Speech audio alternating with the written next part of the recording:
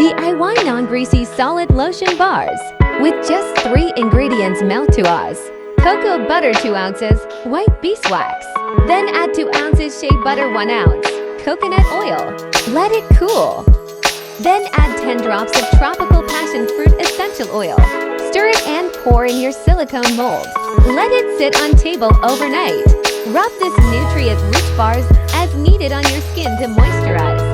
Then rub it in.